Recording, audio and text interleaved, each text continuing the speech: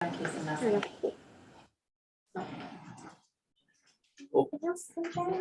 good, thank you. Casey? Anybody just came in, there's handouts on the table over there. Exactly.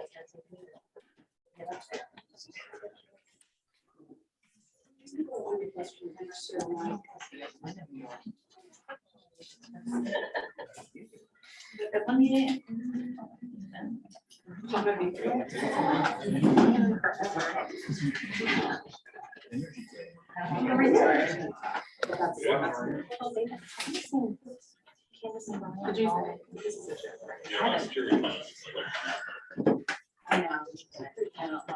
We were that way too, but we sold our cabins.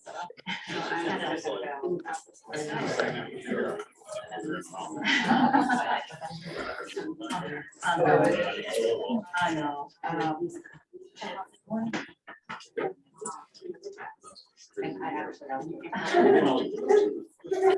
Well, right now it's on zero. I mean, it's not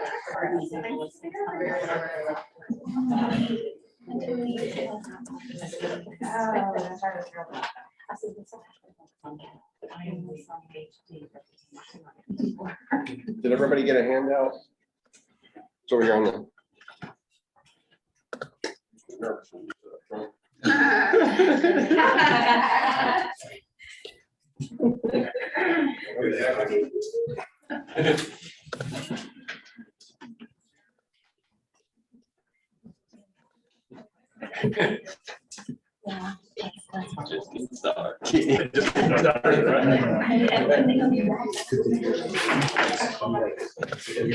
Right. Be careful, Billy. I'm full of it today. I know.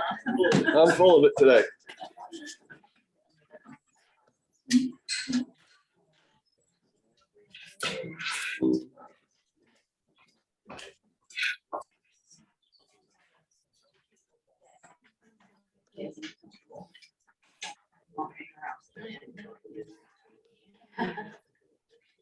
Just got me to give it a couple of extra minutes and then we're gonna go ahead and start because there's a lot to go through.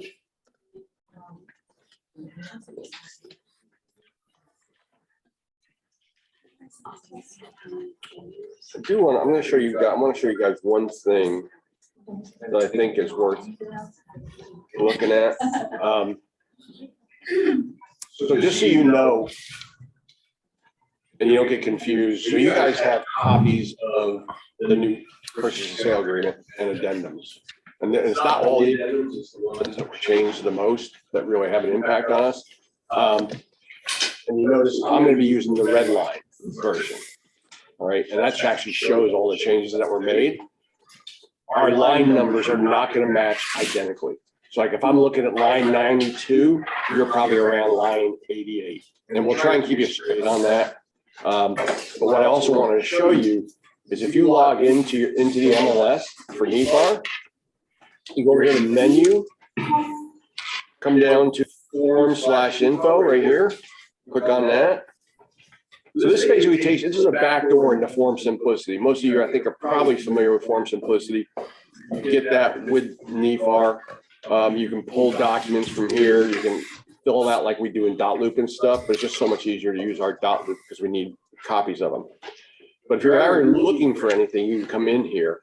And if you click on the NEFAR document to expand it, you notice these first two things are the red line version for education purposes of the PASA and the red line version for education purposes of addendums. You can download them and save them. And I really encourage you to do that and go through it at your leisure. You're going to walk out of here today with plenty to handle the changes, okay? But I really encourage you to go back and look at them because here's what my concern is. I'm not concerned about you guys. I'm concerned about the agents that aren't getting the training because the way this contract was released is very unusual. Normally, if you remember, we get all these warnings and hey, there's an update coming and we get all these emails and stuff. This literally happened in a week. And I don't know why, I don't know what, there's a new attorney at NEFAR, Jeff Marks, retired. And I I don't know if it's a power struggle or what, but I mean, literally the whole forms committee was not even involved in these updates. Yeah, so it's just weird the way it happened. Don't know. When it first came out, I'll be honest with you, I was really concerned with some of the changes that I saw. But then Justin Serrato with Blue Ocean and he was actually going to come teach with me today, but he's feeling under the weather. I figured he'd keep it at home rather than bring it here. So, but Justin and I have been going through this in a lot of detail and have really sorted it out. And he's given me a legal interpretation of how they would handle it as an attorney. So I feel a little bit better about some of it now. All right. So like I said, we'll give it like one more minute and then we're just going to roll. And if people come in late, they're just gonna have to get connected. I'm gonna go ahead and share my screen. You know, Rick, I just realized, and Julie, you may know how to do this.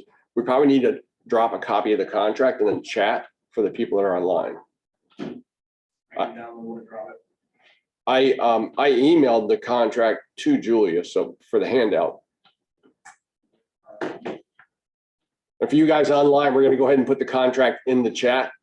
I'm assuming you guys online can hear me okay? Cool.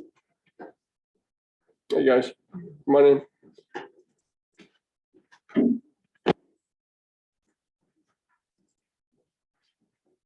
Okay, and everybody should be seeing the red line contract now. There's handouts right over here on the counter.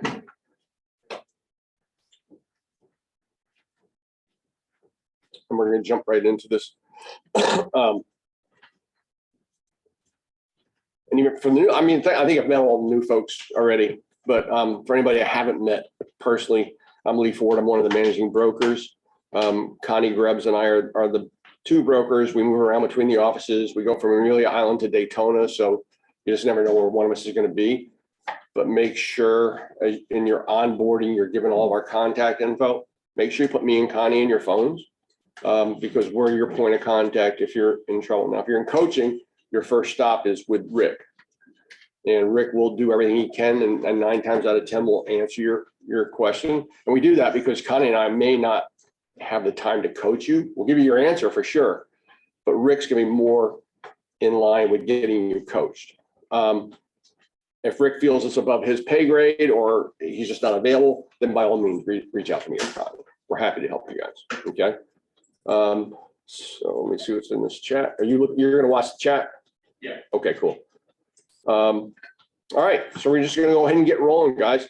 Now, the biggest thing I'm gonna caution you on, probably more as listing agents, but you probably should also look at it from buyer's agent standpoint in case somebody sends back a counter on a new contract. For the short term, you're gonna be seeing both versions of the contract. And the changes are significant enough, you need to make sure of what one you're on. And the easiest way to identify that is here in the bottom right-hand corner, is the date. The last version would have been the 420 R1, and the new version obviously is 222, all right? So make sure you're paying attention to that, and we'll just jump right into it. First page, pretty insignificant changes. They eliminated marital status as being recorded for buyer and seller. And I'll explain kind of why they did that. And then under, I don't know if anybody really, most people don't even realize this, but you know, the NEFAR contract is an assignable contract as it's written, all right? And it's contained in this first paragraph, which starts on line 5 for me and a lower line for you probably.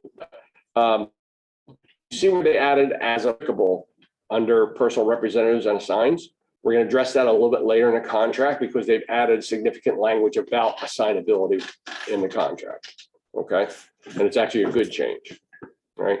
So pretty insignificant changes. The one thing that we've really been trying to focus on, guys, they clarified this. We always talk about this in my contract class, which I'll be doing the full-blown contract class here pretty soon. Anytime, as I say in my classes, if you see something bold, it's really important. If you see something bold and underlined, you don't want to miss it. All right. And they do that for a purpose. And this next section is bold and underlined. And it just clarifies the situation with personal, your primary residence and how you take title. So I think most of you remember, we talked about this as a husband and wife taking their primary residence, they both have to sign at closing. Okay, it's tenants in the entireties. It automatically, if something happens to one of them, their share automatically conveys to their spouse. The only thing they have to do is have a original death certificate, and they can sell the house, do whatever they want with it. Where people get really mixed up is it doesn't always start out that clean.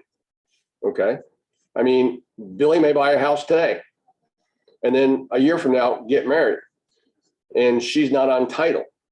He goes to sell that house because it's their primary residence. She also has to sign, even though she never went on title. All right. And that's been clarified in this bold underlined, right? Where it says under Florida law, the sale of a principal residence requires seller's spouse to sign the deed, even if the spouse's name is not on seller's present deed. As a buyer's agent, not your problem. Okay. You're going to put the names in here as it appears in the property appraiser's website. This is for the listing agent to deal with, but you guys are also listing agents, so you need to know the contract from that side as well. Okay. And for you new folks, everybody else in here has been through my classes. I'm super interactive. All right. If you have a question, just stop me and shout it out. Same thing with you guys online. Now, Rick is watching the chat box, so if you drop something in there, he'll give me a heads up on it as well. All right.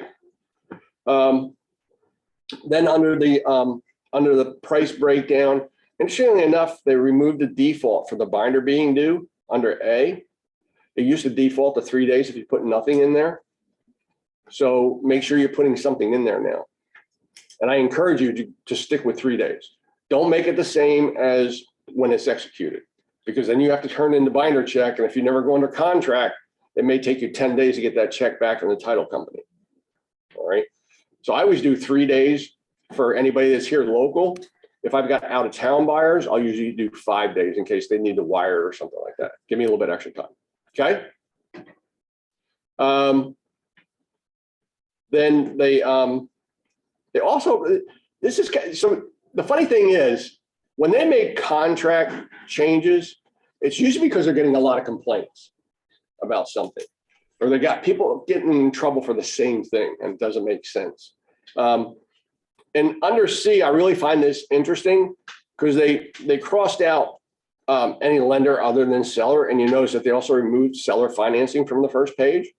It's addressed later on, but they added the wording financing type must be marked in paragraph 2. Okay. What's happening a lot right now, everybody's getting like super creative to make their offer float to the top, right? And they're writing these offers, and it's a $500,000 house, and they put a $5,000 binder and balance due at closing $495,000, almost like it's a cash deal. And then you get back to the second page and it's FHA financing. Okay, it's really important to put those details on this first page because they're part of your loan approval. Right now, I'm seeing a lot of issues. I don't know why. I'm seeing a lot of situations with conventional buyers having to switch to FHA. I mean, I know why. It's because their debt to income ratio is out of whack. But I don't understand why that's not being caught up front, or if people are actually trying to fool the seller and the listing agent. We're seeing a lot of people. So if you don't fill this information in, they can switch from 20% down to 3.5% down without you saying anything. You have no argument in the game whatsoever. Okay. So, and as a listing agent, guys, it's up to you to go to your sellers and say, hey, great contract, but here's some things that need to be cleaned up. So, we do need to go back with a counteroffer and say, we need this information in the purchase and sale agreement because they're important, and your sellers need to understand why they need that. Okay. Good. Okay. And then the rest of it is just formatting stuff where they're changing letters and they moved the email line for where the binder is being held at. Okay. Pretty straightforward, cut and dry. Next page is This is where we're gonna start getting into some of the fun. It's on the second page.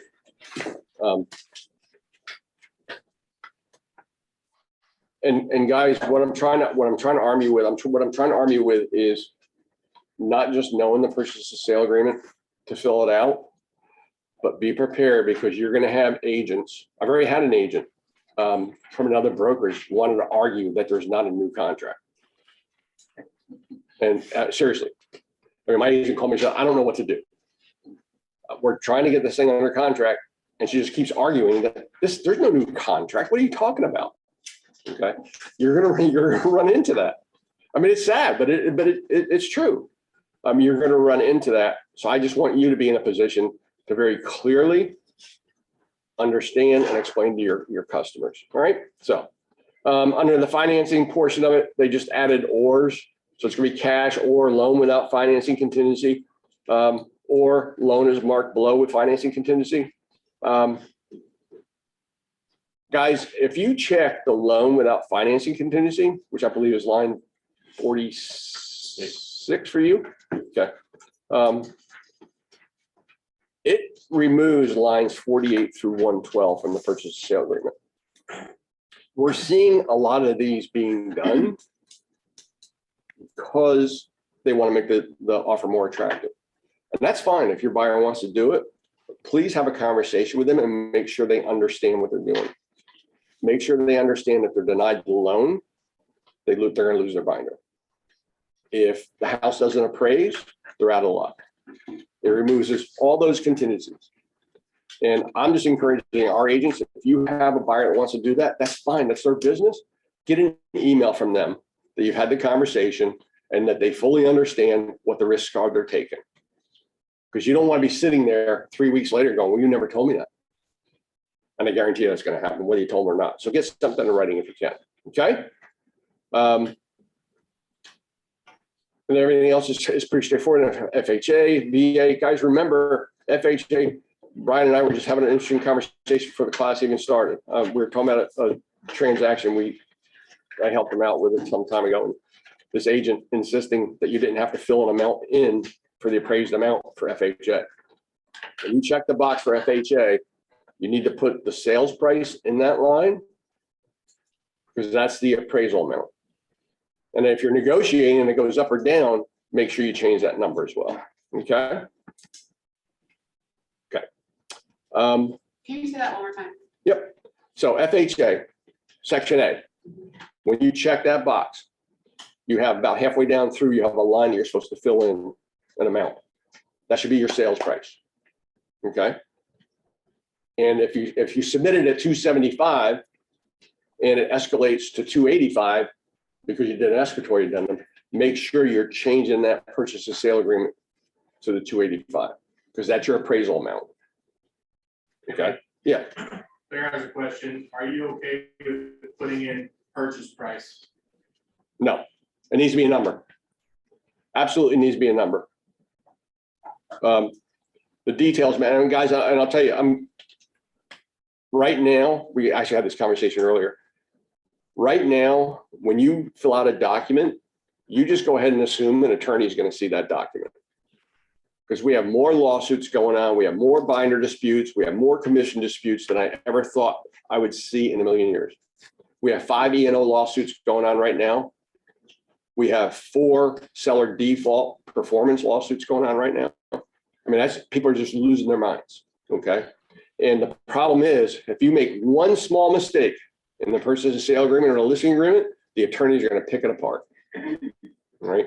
So details really, really matter. And when you're getting documents from other agents, scrutinize what they're doing too. You just have to do it. So Casey. I'm sorry, just to clarify, there you put the contract price, what they're going in contract for? Mm-hmm. Yep, the full sales price that you're writing the offer for. Okay. Yeah.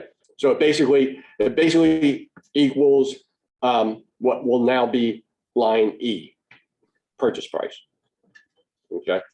But good question.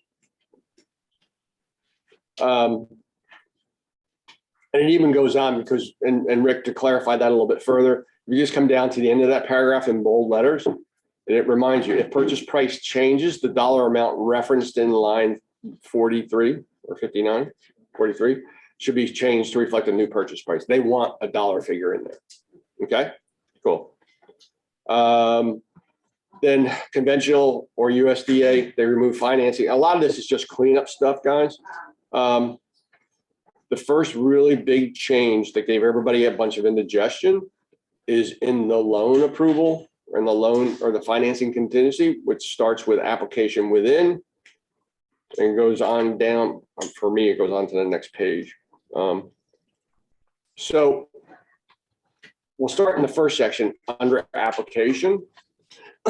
The NEFAR contract has always been a little bit ambiguous about the appraisal.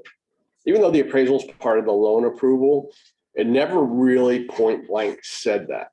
All right. The only place it really referred to that was under conventional, where in the last line it says this contingency shall expire upon the expiration of the loan approval period. So what they've done is they've written a bunch of language to now make it clear that the appraisal is part of the loan approval period.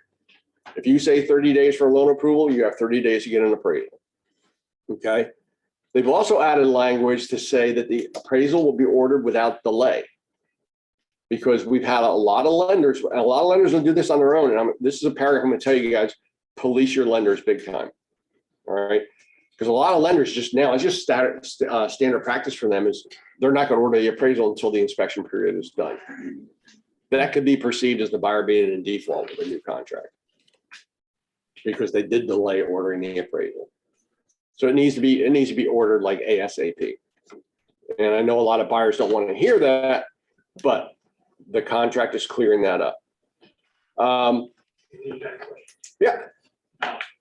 Say if you have 10 days for inspection and you get your inspections done in 5, and like that's, we're telling our buyers, hey, the contract's changed, appraisal now part of loan approval.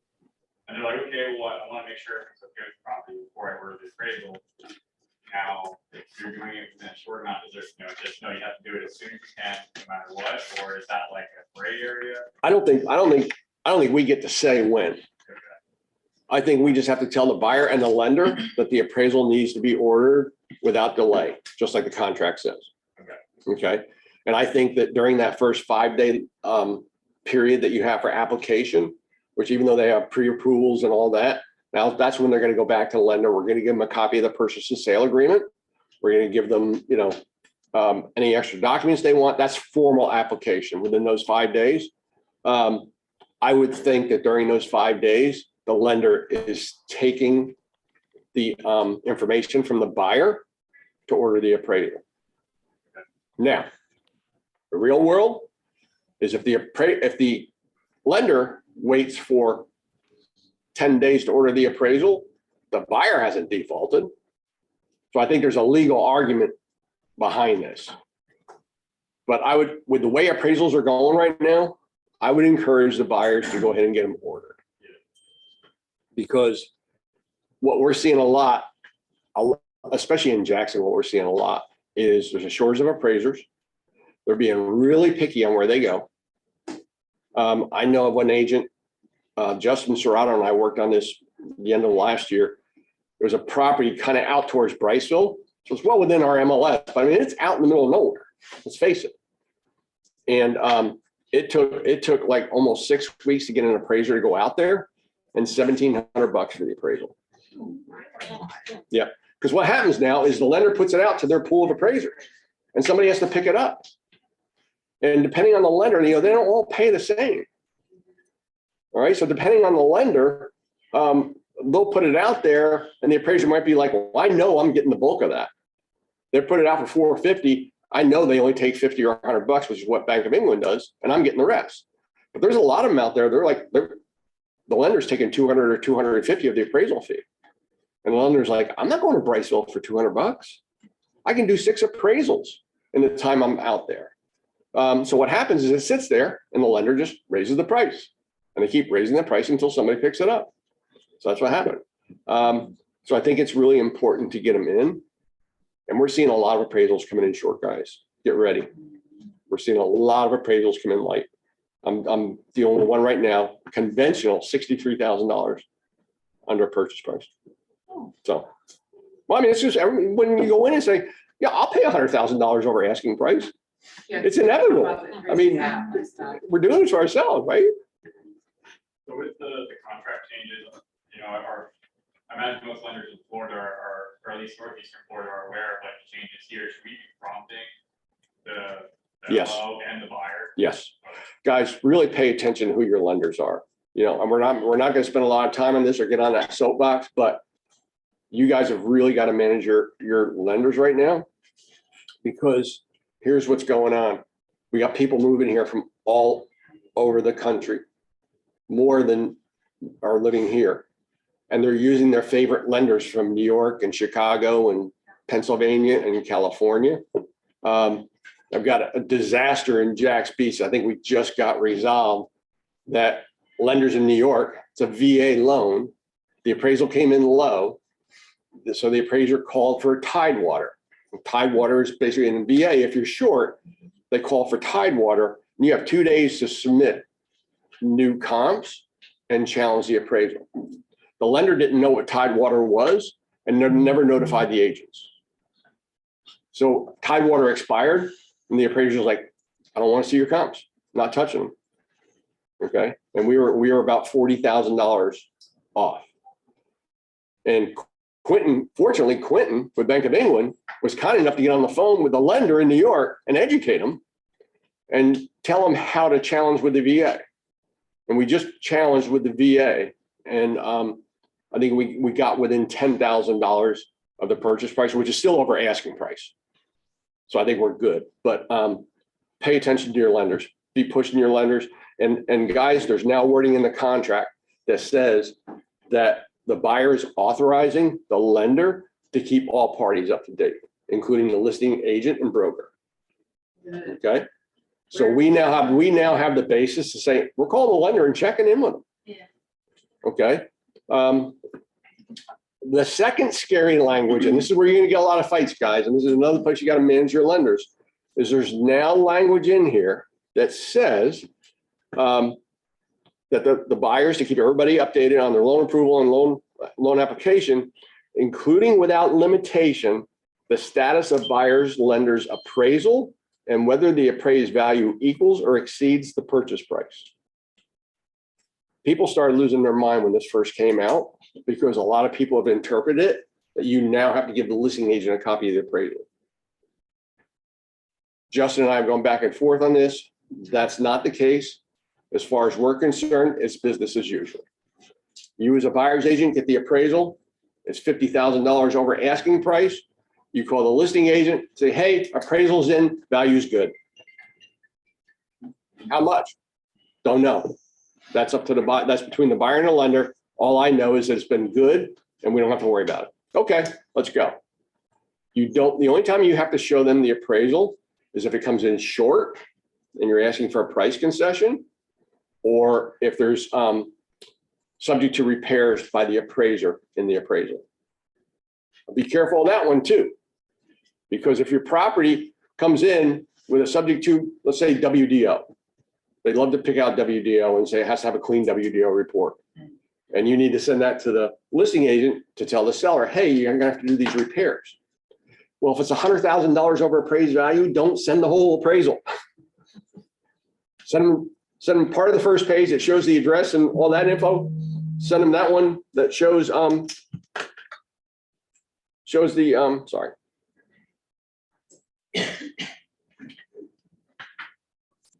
You know, everybody has their 5, right?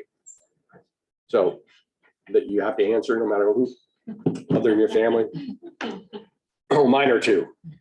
Connie Grubbs, who that was, and Margaret Sherrill, our operating principal, or Marla Buchanan. But anyway, so if you have to request those repairs, you have to send that appraisal. Just make sure you're not sending the whole thing that tips your hand. Okay. Now, where we're worried about this, and this is why I say control your your lenders, is I can see, and Justin and I have talked about, and I see this coming. I see a savvy listing agent taking this contract to the guy that doesn't even know what Tidewater is and say, hey, per line such and such in the contract, you have to give me a copy of the appraisal. And they're gonna be like, Oh, yeah, you're right. Okay, here it is. Okay, and I just see disputes starting on that. So just make sure you're trying to coach your appraisal. I know that's not really your jobs, but make sure that your buyer has the conversation with the lender to say, I just want to make sure we're clear that when that appraisal comes in, you don't share that with anybody without my permission. Yep, we're clear. I mean, it doesn't say the actual, it just says the status. It doesn't say here, the copy. But what tricks everybody is it says that the value equals or exceeds. And a lot of people are interpreting that as you have to turn over a copy of the appraisal. No, you just have to tell them if it's good. Okay, so don't get pushed around. And then under loan approval period, you'll see that they've added the wording in the second line under loan approval, including buyer and buyer's lender's receipt of an appraisal. So they've made it very clear that the appraisal is part of the loan approval period. Okay, there's no argument, no disputes. And at the end of that paragraph, which is on the next page for me, they've put a bunch of wording in there that basically says that if a buyer does not terminate because of the appraisal within the loan approval period, they are moving on regardless of value. So if it comes in 100 grand short, they're probably bringing 100 grand to the table. And don't let anybody kid you about appraised value. Because I've been hearing agents say, well, if they're putting $200,000 down, it doesn't have to appraise for full value. That is not true. That's not true. Okay, it has to appraise for the full sales price of the purchase and sale agreement. Now, if they put down $300,000 on a $400,000 house, there's a good chance the lender is going to waive the appraisal. Okay. And what's about to start happening, as I understand it, is they've authorized desktop appraisals for certain criteria where the lenders don't, I mean, the appraisers don't even have to go out. They get the order, they do it at their desk, and everybody's like high-fiving each other and cheering each other on. That's not necessarily a good thing, because that now broadens the range of appraisers. And for example, you guys have the same situation here. You probably don't want an appraiser doing beachside properties that specializes in Elkton or Hastings or, right? And that's what's happening. Like in Jacksonville, what's happening is these desktop appraisals. I don't know how well you know Jacksonville, but so the beach is a very thin line, right? Down the east side of the city. We have appraisers from Fleming Island, which are way on the other side of the river, that really don't understand the values at the beach. And they're doing these desktop appraisals that are coming in $60,000, $70,000 short. So how can we fix that if the lender obviously is the one in control of We, the appraisal? all we can do is be ready to appeal it. Okay. All we can do is be ready to appeal it. Okay, so it's a great question. So guys, as a buyer's agent, do a CMA for your buyers. Make sure they understand what the real market value of that property is. You know, I don't care if they want to pay $200,000 for it. Just make sure they understand. Look, in a real market, this house is worth $375,000. If you want to pay $500,000 for it, that's your business. But understand, we may run into some appraisal issues. Because the other thing you're going to see as these appraisal gaps get bigger and bigger is the sellers are going to start asking for proof of funds for appraisal gaps. And we're already seeing it. And they have the right to.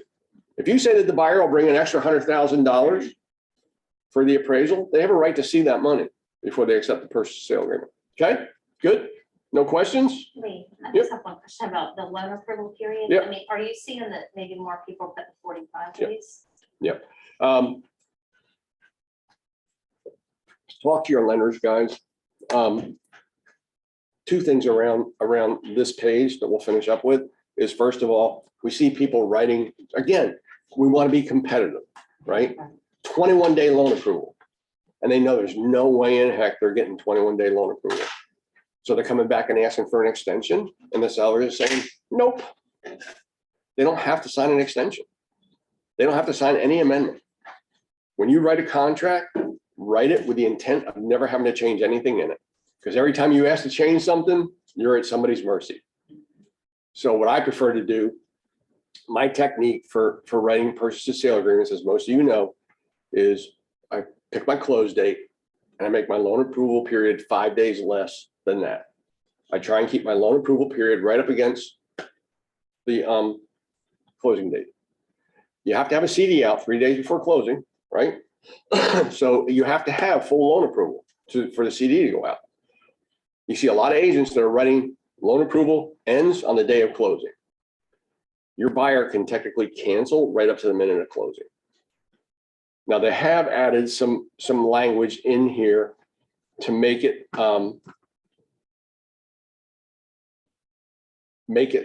so that the buyer has to prove that they have failed to secure financing. The old contract, it just said if they were not approved in 30 days, they could cancel. So on day 29, if my lender said, I'll have an approval in 5 days, I could have canceled. So they're now starting to push for denial letters, all right? Because people were doing that. Okay, any questions? Oh, the other point I was gonna make is be cautious of this and be cautious of this with your buyers. This is more in higher end properties, like over $1 million. We're seeing a lot of people write offers for cash and then come back and say, my financial advisor has said that because money's so cheap, I should finance it. You have to do an amendment if it's going to be conditioned on the financing. But if they're like, hey, if it doesn't happen, we'll pay cash. It's not a problem. At least let the other agent know, because an appraiser is going to have to go in there. But just let the other agent know, and just a courtesy call. Hey, they're going to go ahead and try and get a loan. Don't worry. It's just because they get a loan for 4.5% and their investments are at 8%. Makes sense. If they don't get the loan, they'll pay cash. No change in the contract. Okay, perfect. Okay. Under maintenance, inspection, and repair, some interesting stuff here. They've actually clarified some things. Under access and utilities, most people don't even know this about the purchase and sale agreement. It's always been there. Is if the seller denies you access for inspections, the inspection period automatically extends by the amount of time that they denied you. Okay, so if you go to do an inspection, and you're like, I want to do an inspection, on Monday, can't do it. Can't do it before Wednesday. Then that's going to extend by that amount of time automatically. Now, make sure you have that conversation, because I guarantee it's going to be an argument. And most people don't even know it's in the purchase and sale agreement. But what they've done now is they've added, but not less than 2 days. So here's what's really crazy. I call up a listing agent and say, hey, we're scheduling inspections for tomorrow. No, you can't do them tomorrow. You can do them the day after. We automatically extend 2 days. The minimum extension is for 2 days. So if because what they're trying to do is prevent the arguments of they delayed you 4 hours, right? It's the same day. It's not a big deal. But if they delay you by a day, you get at least 2 days. That's just to hold into writing, or that's an addendum to be made for the extension of the. That's already in here. Now, Billy, have the conversations with the other agent. When they first say it's not available, know the contract and go, hey, just want to make sure your seller understands per paragraph A, line such and such, by them delaying us, we're going to extend the inspection period by this amount of time. Okay. Make sure you got something in writing that they're delaying you, because if you can't prove that they delayed you, you don't get it. Better yet, go ahead and write an extension amendment. Okay. Have the conversation, write the extension amendment. You've got it in writing. Everybody signed it. You're solid. Okay. We're good. Cool. Still defaults to 10 days. Under testing, notice that they've added solar equipment. They've added bulkhead, dock, boathouse, lift, and related equipment. We were getting a lot of pushbacks about inspections. There was a lot of people saying that a detached garage was not part of the inspection. There, boat lifts and all that were never considered to be part of the inspection period. Well, they made that really clear now. So during that 10 days, you can bring your boat lift experts in, you can bring in your bulkhead experts, you can do all the inspections you want, ask for all the repairs you want. Okay? No arguments, no headache, no foul. We're good? You guys are easy. It's really not that bad. It really is not that bad. What I found though is in smaller groups, and I know this doesn't feel like a smaller group, it's a whole lot easier because you get a few of the interactive questions that answers the question everybody's got in their head that they don't want to ask. I did this up in Jack's Beach. We had almost 100 people in attendance. It was like a circus. It really was. It was comical at times, but it was good. I mean, it turned out really well. So anyway, and then just a bunch of wording clarification. Notice they took the default dates away from municipal lien search. I'm down under title evidence, municipal lien search. It used to default to 5 days or 10 days. They've removed that now. So it's basically at title company's discretion to get it. Guys, please, please, please push your buyers to ask for the municipal lien search. Even if the seller comes back and says, I won't pay for it, tell your buyer to pay for it. Because mechanic liens don't show up under title searches. They could have had a roof replaced 5 years ago, never completely paid for it, and the roofer put a lien against the house. That's not going to show up on a title search. The municipal lien search will show that up. And then when we can now force the seller to clear that up before we go to closing and your buyer doesn't inherit it. And we've seen that, believe it or not, as crazy as it sounds, we've seen that come back and bite people.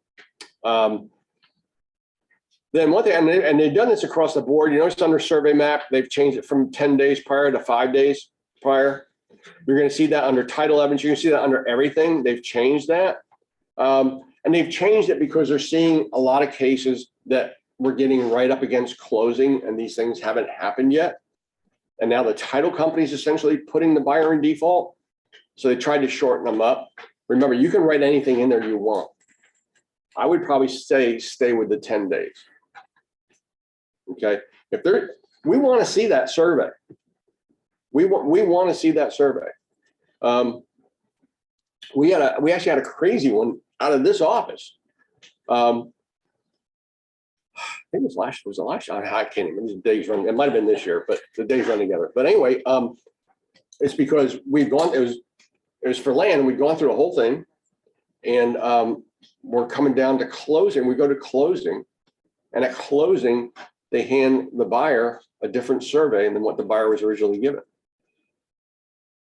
And the new survey disclosed that there's a shared well on the property, but the old one didn't disclose.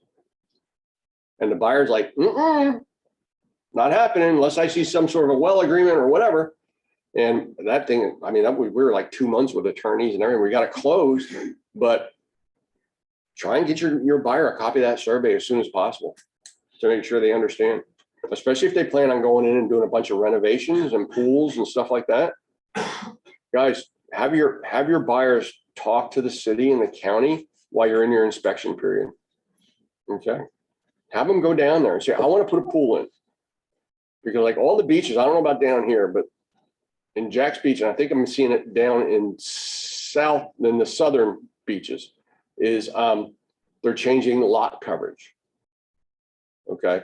So like the old lot coverage might have been 60 or 70%. What that meant was you could have something other than lot.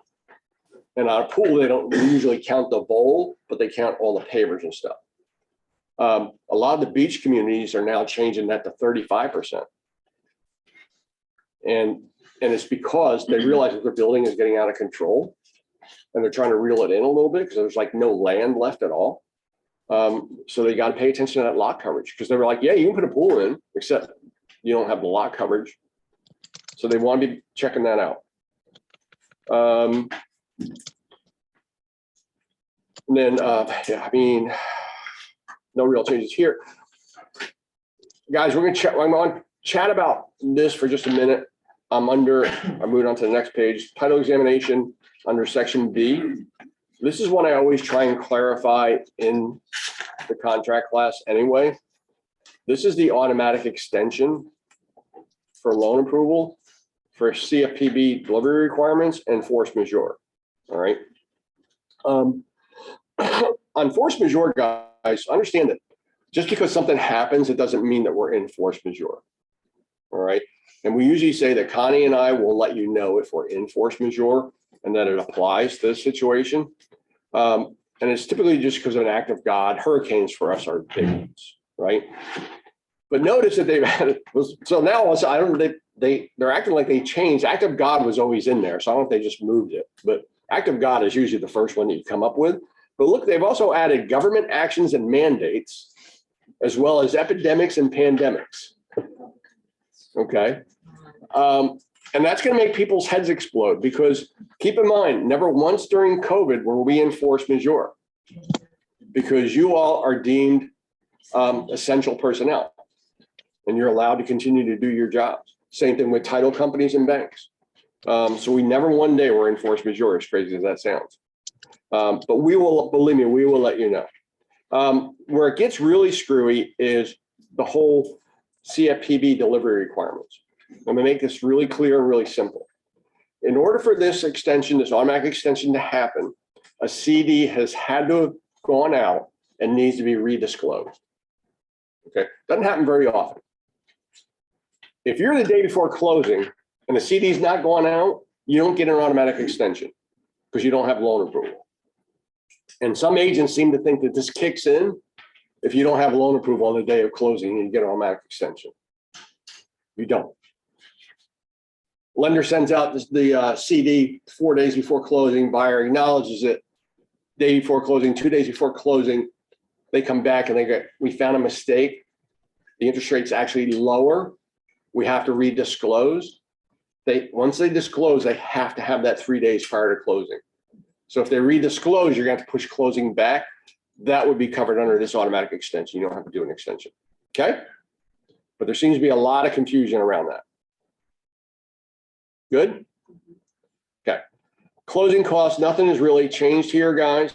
I want to point something out. I was having this conversation with Billy and Tyler earlier. One of the things that's becoming a big trend is rather than do appraisal gaps and all that, buyers starting to pay for sellers' closing costs. If you're going to do that, make sure you put it in this section. Don't put it in additional terms. Because if you put it in additional terms, that's part of the sales price. If you put it here, that's outside of the sales price. Make sense? And normally what we encourage you to do is don't check whatever they're going to pay for on the seller side and write it in under other on the buyer side. And don't get cute and think you're going to do something to make a deal look really good for your buyer. I was telling Billy about this earlier. You're still laughing about it, aren't you? So fortunately, we were on the listing side, but we had a buyer's agent. It turned into a big argument, which is why I got involved. Buyer's agent wrote in here, buyer will pay up to 5% of seller's closing costs. Okay, that's a big chunk of change. And everything went along perfectly. We're getting the closing, settlement statement comes out, and buyer's agent's like, wait a minute. You're charging 3% of the commission to the buyer. Yeah, they said they pay for it. No, they said they pay for the closing costs. Okay, well, have you read the contract where it says under closing costs for the seller? Real estate commissions?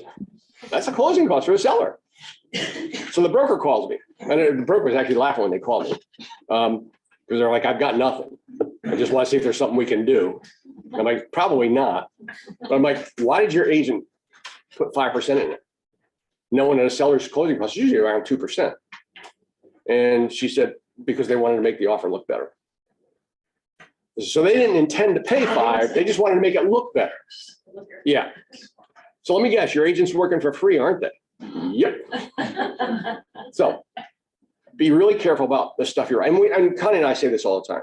If you feel the need to write something in the contract, run it by somebody, run it by me or Connie, okay? Because anything you write, I don't care what the contract says, anything you write supersedes the contract. So if it's in conflict with the contract, they're going to rule on whatever you wrote. because you intended to change the contract, okay? Lee, is it better to just do a flat rate on that one?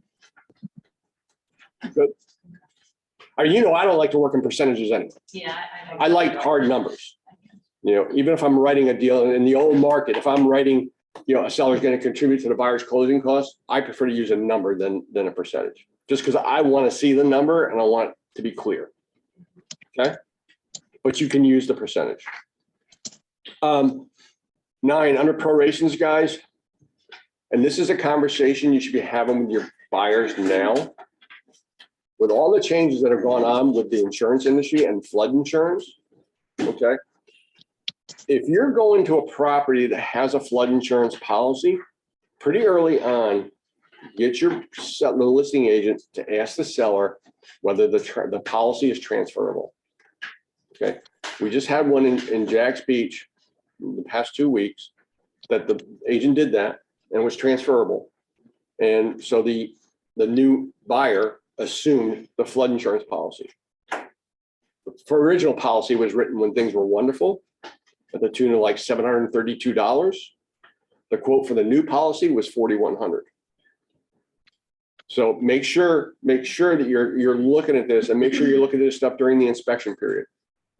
Okay, I'll touch on that in a little bit more in a second, but what they added here was prorations also now include flood insurance if assumed. A lot of flood insurance policies are assumable, but not all. And guys, that's another one that I harp on about. Go ahead and bind your insurance during the inspection period. Doesn't cost your buyer anything. Okay, it gets bound, it gets sent to the lender, it gets paid for at closing. Because the only thing, if you're financing, they have to get insurance to get their loan. Doesn't have to say they have to be happy with the rate. So if they go shopping insurance and find out that their rate's gonna be $7,000, they're like, not doing it, they can cancel during the inspection period. They can't afterwards. Okay. So go ahead and do that stuff while you're in the inspection period. That's your get out of jail free card. Yep. Just that we've been running into too is when you're doing that inspection period and you're shopping insurance, also ask them what inspections they want. Yeah. The insurance company, are you gonna want the wind vent? Are you gonna want the 4.2? I'm gonna tell you something. Most of the reputable inspectors I've been seeing have just now made that part of the deal. That when you get the inspection order, they're doing home inspection, 4-point, and wind vent. We're seeing that coming from a lot of people, huh? Are you noticing that they're changing their prices to include that? Yeah, a little bit. But if you're not doing those before you even go out, I would get a sense, because that's a hard one to keep up with. You know, the hard and fast rule used to be 30 years plus had to have a 4-point. State Farm requires a 4-point on anything over 10 years old now. Roofs, there's only like 1 or 2 insurance companies that'll write roofs over 10 years old. Okay. It's the insurance industry is crazy. Well, what's happened is everybody's got a free roof. I mean, really, we've been sitting here for years. It's just like, you get a free roof, you get a free roof, right? And now we're paying for it. So they're digging in.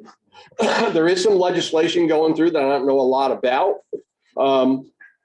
but they are pushing for some change in the insurance industry. Right now, it's tough, guys. So be really careful with that. Under default, not a whole lot. Does everybody really understand the default process?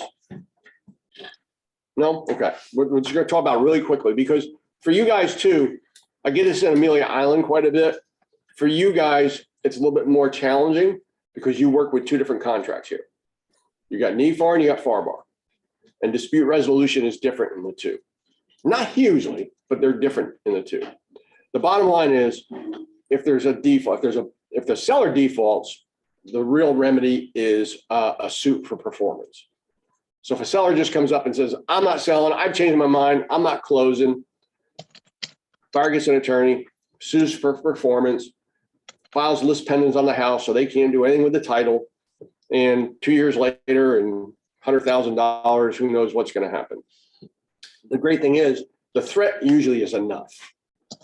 You know, usually, like if we have a seller that's threatening to default, me or Connie will call them up and just say, look, we want to make sure you understand that the buyer can sue you for performance, and per the listing agreement, we can sue you for commission. Now, are we going to sue them for commission? No, we're not that stupid, but it sure sounds good when you say it, right? And they start adding up, and most of them will be like, okay, I'll move forward. All right. So, but with a buyer, if they default, the only thing at risk is the binder. And the binder in NEFAR goes to an interpleader action. Okay, it's not arbitration, it's interpleader. That's through the clerk of courts. And it's almost like it's an expensive arbitration. All right. It's not like a full-blown lawsuit. I think on average it costs about $2,000, $1,500 to $2,000. You file it, they go present all the evidence, and they make a ruling. Okay, and whoever they rule for gets the binder. Well, if it's $2,000 and you got a $2,000 binder, it doesn't make a lot of sense to go there. So that's when we start encouraging people to go ahead and split the binder and just call it a day and move on. Doesn't really matter who's right or wrong. And that's, don't tell anybody they're getting the binder, guys. Because here it is. I don't care what the contract says. If buyer and seller don't both sign the cancellation release, you have a binder dispute. Okay, and it's going to arbitration or interpleader action. And most sellers are either taking a position of, I don't care, it's not my money. We can sit there forever. I don't care. Put my house back in the market. Let's go get it sold. So it goes to the interpleader action. For FAR bar, it goes to arbitration. It truly goes to arbitration. So they get an arbitrator who gets paid out of the binder. So it's not much different than the interpleader. Okay. And same thing, if it's a $2,000 binder, it's probably not going to last the arbitration. All right. The good thing about the FAR bar contract that NEFAR doesn't have that we use is FAR bar does say the prevailing party can seek legal expenses. So if you have a seller just being a, you know what, and the buyer goes after him, they can also go after their legal expenses. So that's the conversation I have with the sellers on the FAR bar contract, or the buyers as well on the FAR bar contract is, if you do this, you may end up paying for legal expenses as well. Okay. Because as you know, people aren't too tough right now. Bottom of that page, I kind of love this, but I'm still trying to get my head around how we're going to manage it. And I'm just going to tell you where my head's at right now. Under property disclosures, we've always had these property disclosures, and we've always said, leave them blank or put NA. We never put in see seller's disclosure because the lender would then have to see the seller's disclosure. But they added a paragraph now that says the seller represents the seller has no knowledge of any improvements or repairs made to the property which were made without proper permits or made pursuant to permits which have not been properly closed. This is great language. It really is. And you're going to start seeing open and expired permits become a title exception. We're starting to see it down south already. First of all, as a buyer's agent, I encourage you to go out and try and get a permit history on the house. If you're anywhere in Duval County, you can go right online to COJ and look at the permit history for any address. St. Johns County, you can go online and see it. It's not as clean as Jacksonville, but you can still sort it out. If you're writing a contract on a house that says the roof was replaced in 2019, go look for that permit. Where did you say go for those? So for Jacksonville, you would do a search for, it's just COJ, a permit inspection, permit search, sorry. And it'll pop up and you go in, you populate, you put in the address and it'll pull up the history for the house. It'll go back to like into the 90s. Okay, and you Right. said St. John's, you just have to do it. St. John's, same thing. It's with the St. John's County though. Okay. So just be St. John's County building permit search. All right. And you can go make sense out. Because if you're running an offer on a house that they did a roof and they did the AC in the past 2 years and there's not a permit for either one, you might want to start asking questions. What about Flagler? Flagler, I don't think is clean. Now, you should be able to contact any county and get the records. I'm talking about online, Jordy. Because like if you go up, again, into Jacksonville, if you go up into the beaches, you go Ponte Beach, well, not Ponte Beach, you go up to Jack's Beach, Neptune Beach, and Atlantic Beach, none of their stuff is online. but you can submit a request and they'll email it to you pretty quickly. All right, and maybe the same thing for Flagler. All right, but definitely do that research. Because, and if you see open or expired permits, put them out there. Okay, because I can tell you one situation I'm aware of that there was an open permit, actually it was expired at that point, for a roof. There was like, I mean, the roof was replaced like 3 years before. And as we dig into it, we find out that the seller pulled the permit himself and that him and his friends put the roof on, but they never followed all the rules for the permit and called for the inspections. So it just ultimately expired. So a buyer's like, that's got to be taken care of before we close. County comes out, says, piece of cake, put a new roof on it and we'll clear it. Seriously. And the seller had to put another roof onto it because they didn't do it properly and per code the first time. Wow. So yeah, it got expensive and it got ugly. But start paying attention. So here's where I'm struggling. As you're writing an offer, you don't know what to put in there. Right. Okay. So as listing agents, we need to be encouraging our sellers. Make sure you're filling that out. Because the seller's disclosure is not part of the contract, nor should it be. Now, again, have your sellers your buyers looking over the seller's disclosure. And if we find a roof was replaced in 2020 and we can't find a permit, then maybe when we make our offer, we put that in there. Okay, so we at least know about it. All right, but those are things that have to be addressed prior to closing. Okay.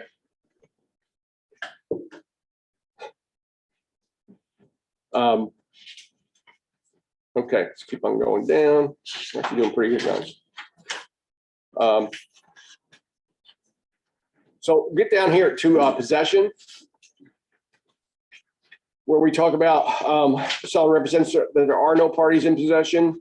And then you notice that they added this wording, buyer understands that the property is available for rent or rented. As listing agents and as buyer's agents, we want to make sure that we get this. There's a lot of people out there. Here's what they're trying to avoid is, I list a property and my tenant's lease expires June 1st. And we're not going to close until June 15th. They still want me disclosing to you that it's currently rented. Because if I have problems getting that tenant out, you need to know about it. Because if you're selling a house, I'm just going to reiterate, I think everybody in here knows this already, but if you're selling a house that has a tenant in it, that lease conveys with the sale of the property unless the seller addresses it prior to closing. All right. So don't inherit a tenant for your buyers and don't get them into an eviction situation right out of the gate. Go down to personal property. Television wall mounts and hardware are now included in personal property. One of the biggest things we fight about all the time. So when you're on a listing appointment, tell your sellers, unless we exclude it, the wall mounts and the hardware stay. Not the TVs, just the wall mounts and the hardware stay. Notice they changed solar panels to solar equipment. This is probably a perfect example of our society today. We had to make this change because there's people out there that think that all they have to do is leave the solar panels. They can take the controller with them. So we had to clarify that to make sure that everything stays with the solar panels. And that, believe it or not, that's happened. As crazy as that sounds. And then my favorite, window treatments, we just made it even muddier. So we've now added the word coverings. So that means the actual Uh, curtains. Yeah. maybe? This should be curtains and drapes. Yep, they stay. So as a listing agent, make sure that you're Coverings. excluding those things if they plan on taking them. Okay. Does Is that, it? Huh? does that mean the curtains over the, like blinds, the plantation shutters? Yep. Used to be, they left the shutters, so grab the drapes. Actually, the hardware should have been left at a minimum. The hardware has always been included. And actually, the intent was for the draperies to be included. The problem with the NEFAR content, it's not a problem, because look, they've done, I shouldn't beat them up. They've done a really nice job of this purchase and sale. Okay, they really have. But when you do this, you kind of go rogue because the Florida Association of Realtors will no longer support you. Like if you call the legal hotline and ask them a question about the NEFAR contract, they'll say, call your board. They won't answer it. If you ask them about a FAR bar contract, they'll answer your questions all day long. And I understand that. So they take the FAR bar contract and they try and improve it. And they have made a lot of improvements in it, in my opinion. But there's some areas that they just keep falling short, and the window treatments just seem to be one. Because the FAR bar contract says clear draperies. Why won't they? I don't know. They get fancy with wording, and you have a room full of attorneys and a room full of realtors and brokers. And the realtors and brokers are coming and telling the attorneys, here's our real life problems. Here's what our struggles are day to day. And then they're trying to legalize that. And it gets tough sometimes. They do pretty good altogether. They removed security cameras, guys, and just added it under other smart home and security devices. I really encourage you guys, go crazy on this stuff, okay? Be detail crazy. Put Nest thermostat. Put Ring doorbell. If your buyer wants those things to stay, just make sure, because we're seeing people pull out Nest thermostats and put in those old rectangular ones from the 70s. And it's like, and you got $100,000 more than you asked for. It's like, seriously? But I mean, that's the way people are rolling right now, right?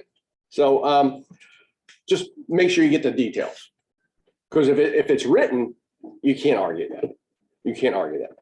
And I love to call other brokers and say, hey, take a look at line such and such. You tell me why it's not there. Okay, it'll be there.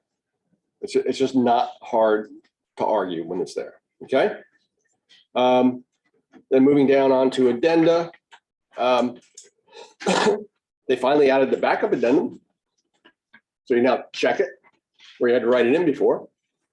And they removed the PACE addendum, the energy related improvement assessment.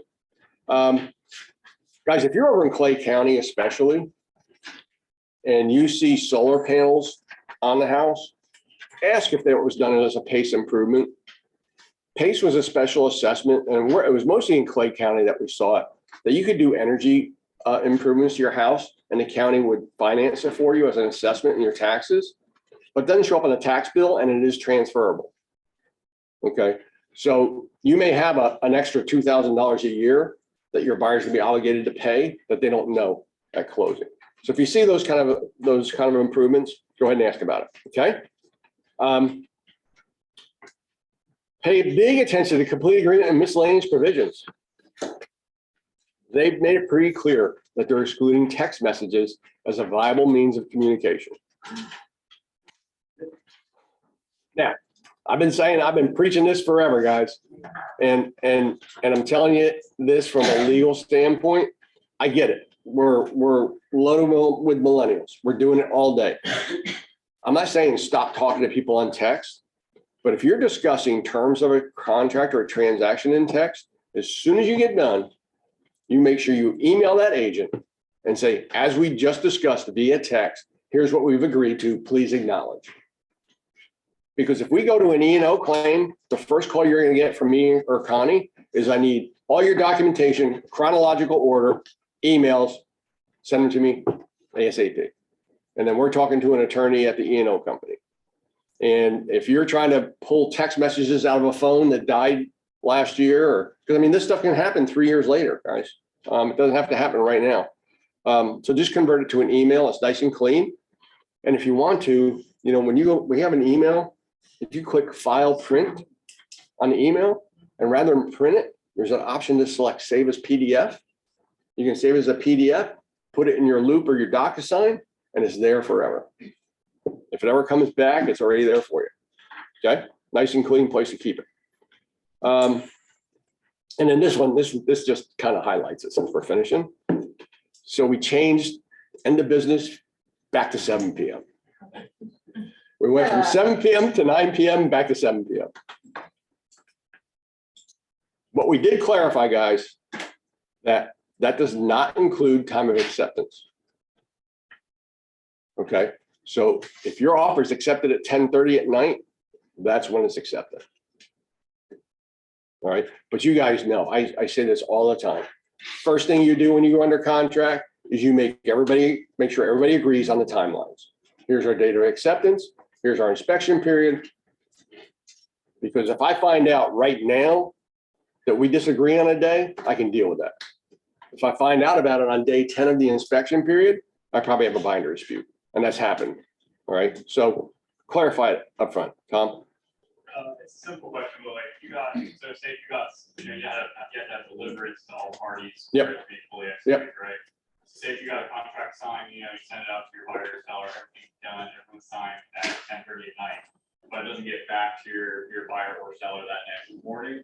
Then you're saying like just. That's the date of execute. Well, so the date of execution is when it's received by all parties. However, receipt by the agents is considered receipt by the customers.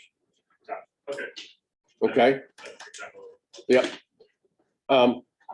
Now, again, let's be reasonable. And when you're sending offers, let's be reasonable. If you're sending it at 11 o'clock at night, knowing it's accepted, be ready to have the conversation that the next day is your date of acceptance. I mean, not everybody is sitting up half the night waiting for your email. Or vice versa. You're not sitting up half the night waiting for somebody else's email. But I just like to start that way because, again, guys, it's most of what Connie and I seem to be doing right now is settling arguments. And because that's just the mindset. So just go ahead and start from a position of cooperation and keep it going. And I know that's easy for me to say, guys, because I know what you're dealing with. Okay. I mean, I say it a lot of times, it sounds tongue in cheek. I sincerely mean it. There's not a lot of people that are operating at the level that you guys operate at. Okay. And I'm proud to say that. I'm really proud to say that. But that's unfortunate because that's what you're having to deal with. All right. And again, that's especially this for more for the newer people, is what we tell. Look, if you need to be talked off the cliff, call me or Connie, because that's what we do.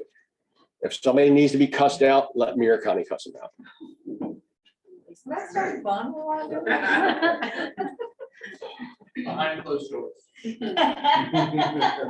If you want me standing there holding your hand while you're crying in front of the board, you go ahead and cuss them out. No, I just want to listen. I just want to. No. And in all seriousness, guys, we do say that it has nothing to do with other than brokers usually work broker to broker with a lot less emotion than you guys work. Okay. We don't have the skin in the game that you have, but we don't have the pressure from the customers that you guys have. So usually at the broker level, the conversation is a lot easier and we can make it happen. It's really, it's, you guys get frustrated, you reach out to another broker and you say the wrong thing. And all of a sudden you've gone from a winning position to a losing position. Okay. Because my phone's gonna be blowing up. Because I've made that call. I mean, you guys are great about it. I've had agents that have called me because they're going to straighten me out. And that usually doesn't work out well for them. So just try and avoid that. A little bit of language change on FERPTA. This is the foreign investors. If you have a seller, and this is more for sellers, guys. But if you have a foreign investor as a seller, they don't file tax returns. They don't have a social security number. They're going to have to withhold 15% of the sale for the IRS. Okay. So that language is all in the contract. The only thing I'm going to tell you as buyer's agents, I'm going to caution you, it's happening more and more. There's a provision in the FERPTA law that says if a buyer buys the property and makes it their primary residence for 2 years, the IRS will forgive the 15% to the seller so long as that buyer stays in the house for the 2 years. And like the day before closing, we have title companies that are sending this amendment over to buyer's agents saying, please get your buyers to sign this, like it's no big deal.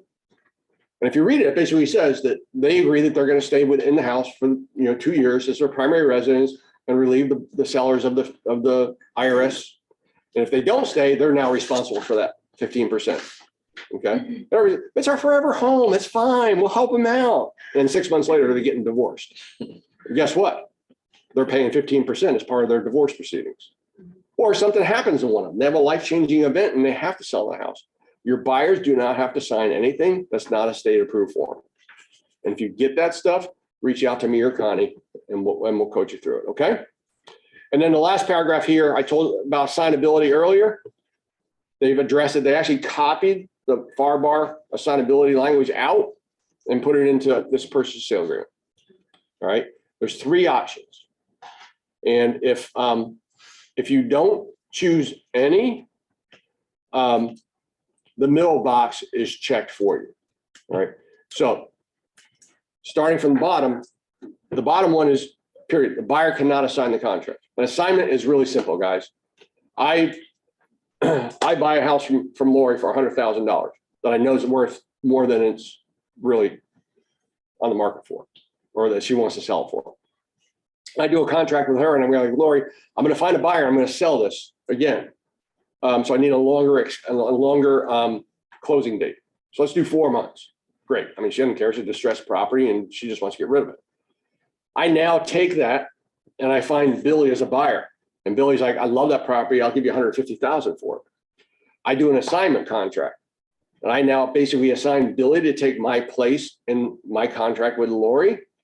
And at closing, the title attorney pays me $50,000.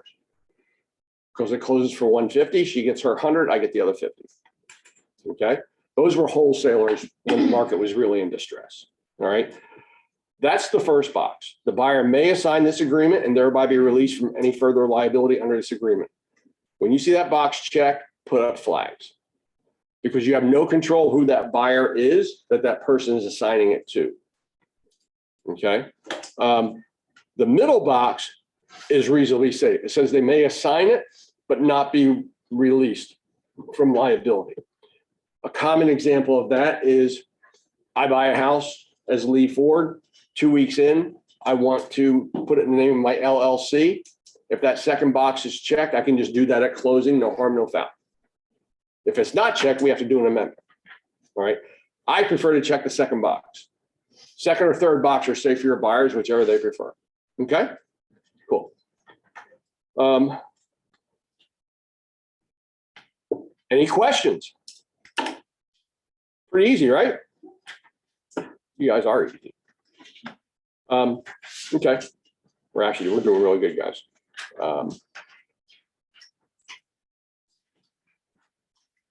Anybody need a bathroom break or anything like that? We're going to move right into the addendums, and this is going to be reasonably quick. I put a bunch of them in here. Now, I did not put all of them in here, guys, because every single amendment has a red line version because they all at least had the date change. All right. So what I did was I brought the ones in that I have the most concern about and the ones that have the biggest impact on us. Okay. So our regular amendment, not a big deal. They just changed the date on that. I just put this in there to make sure everybody's aware, because a lot of people just aren't aware of just the blank amendment. If you're changing any term of the contract, use the amendment. Okay. Don't go back and change the contract.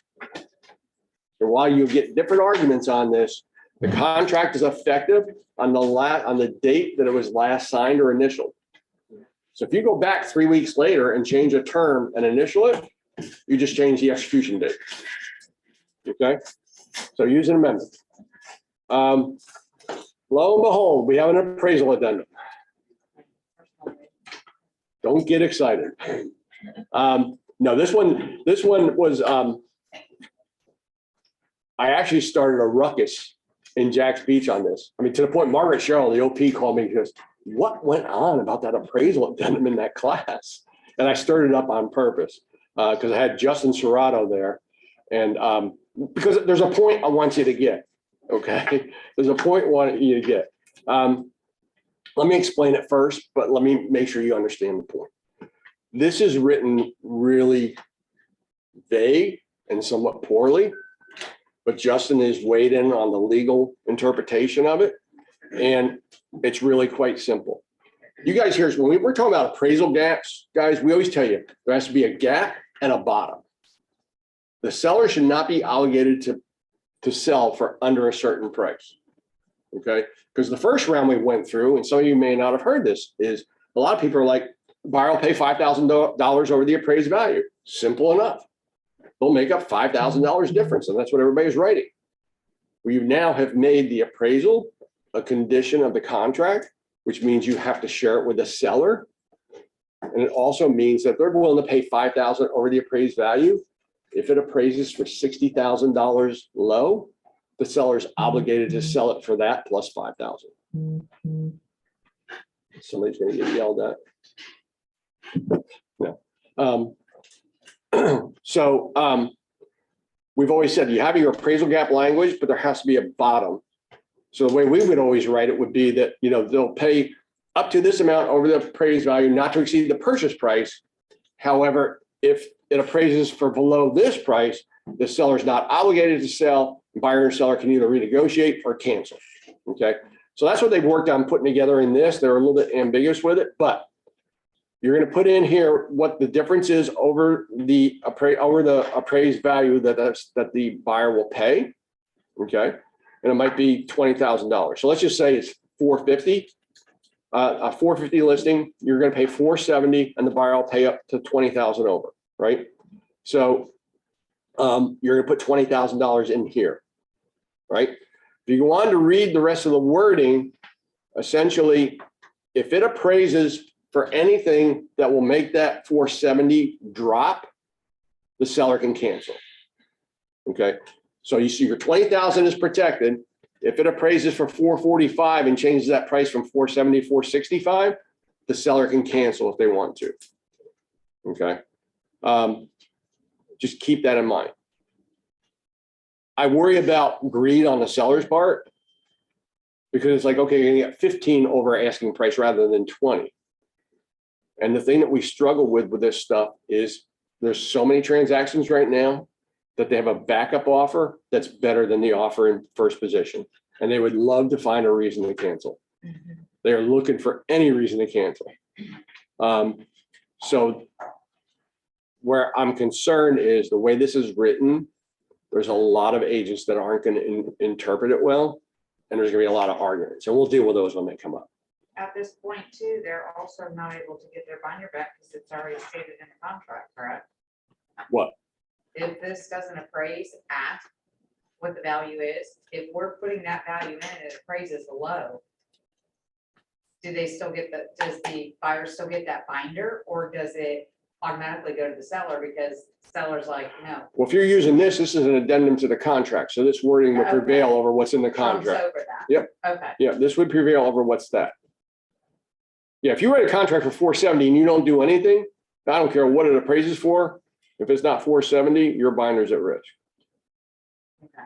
But you write your purchase sale agreement at $470,000, and then you write in under other appraisal addendum, and you include this with that gap, then you're covered. Okay. But again, clarify, guys, don't ever tell you'll get your binder back.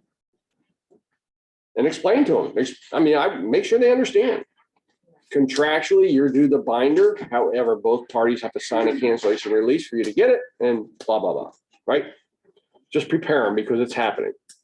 So Lee, after, sorry, just to jump back to the other thing you talked about, our buyer would pay X amount of closing costs. You would just put other appraisal addendum, and then you have the appraisal addendum that we just covered. Under where all the addendums are listed, Yeah. there's a box you can check for other, and then you write in appraisal addendum. Okay. Yeah. That's I just wanted to. Yep. Okay. Cool. All right. And so basically, if the appraisal comes in low, you have to give a copy to the listing agent. They're going to go out with the seller. Seller's going to respond back. I think most sellers are either going to just say, "Okay, I'm good." I mean, if you missed about $5,000, so be it. I'll take it. It's a great offer. Some of them may want to come back and try and renegotiate. It's unfortunate that I'm going to skip something because I have all the addendums in here, so don't pay attention to my screen for some of them. All right. Then the next one is the backup addendum. Let me get right down to it so I can make sure I stay in line.